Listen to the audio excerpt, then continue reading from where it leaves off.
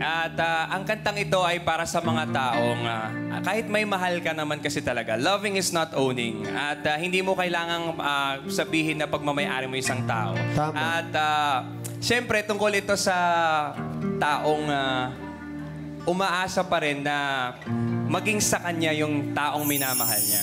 Oh, Pero hindi sa kanya. wait lang. Totoo. Bakit Wait lang, umiiyak kasi- na si Iiyak Jeremy? ko si Jeremy. Hindi na niya kaya. Okay lang yan. Hindi niya na kaya. Hindi, pero Masaya alam mo ako kanina eh. alam mo yung sinasabi ni Benedict, totoo yun. Hindi porkit mahal mo ang isang tao, lahat ng sa kanya ay pag-aari mo. Yes. Kailangan bigyan mo pa rin siya ng leeway o ng karapatang mamili kung ano yung gusto niyang maging sa sarili niya. Hindi lahat i-own mo, di ba? Tama. Tama yun eh. Tama. Hindi ba yun yung parang hindi mo siya babakuran talaga? Oo, freedom.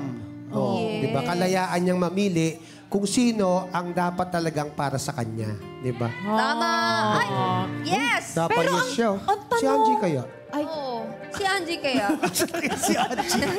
Hindi naalala ko na si Angie. oo. Pero sino kaya to, Kuya Bayani, no? Yung Tanong natin tinutukoy si niya sa Benedict. kanta niya. Oo, Oo Benedict, sino ba talaga ang inaalayan mo nung hindi siya sa'yo?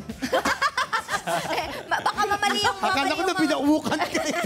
Mapatukan sana kita dito sa bato. Hindi ka ako malunod, Kuya Yani. O kasi binigyan ko ng lasones, baka ako nalulok na eh. Ano yung gusto mong tanong? Sige, tanong mo ulit. Sino yung inaalayan mo nung kantang hindi siya sa'yo? Oh, Hindi tama. ka akin yung Oo. title. Kasi baka pag sinabi kong hindi ka akin, ako? Sa akin? Sa'yo. Dapat. Charot. Yung kantang puto ay para sa... Shout out po! Hoy! Benedict! Ng brief shoutout. Hindi, itong taong to, siyempre, itong kanta to sinulat ko overnight. Inalala ko lang yung mga panahon Overnight? na... Yes po, nung panahon nagdadrama talaga ako, para na-realize ko na kahit isa man o dalawa, tatlo, kahit sino pang mahalin mo, hindi mo dapat talaga sabihin talaga na pagmamayari mo siya. Pwedeng na salitang sayo ako ikay akin, pero gaya nga nasabi ni Kuya Bayani kanina, na hindi mo dapat manduhan yung isang tao Tama. just because Tama, mahal mo tama, siya. tama. Hindi pa rin siya sayo, so dapat hindi mo siya kontrolin. Or Yes. kung nag-cheat siya, nagloko siya, decision niya na yun. Diba? Tama. At saka huwag kang matatakot magmahal. Kahit hindi ka suklian ng pagmamahal. Kasi ang pagmamahal, ibinibigay talaga yan na walang hinihinging kapalit. Yes, tama. Yan, ganyan. Ay, ako, daming Ikaw, relate Jackie, kumusta dyan, yung boyfriend mo? Okay naman kay Yani. Masaya naman. Masaya ka ba? Yes. Okay kami kay... Well, ano naman? Okay naman.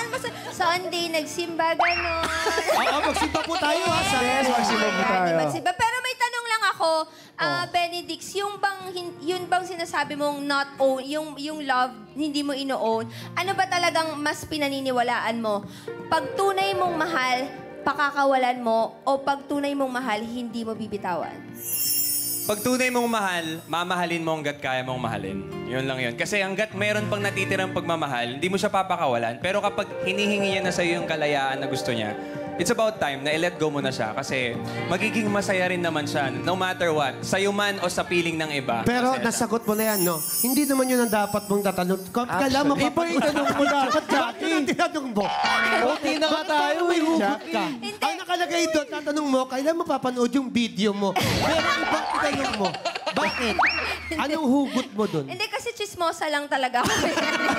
Kaya gusto ko lang siyang tanungin.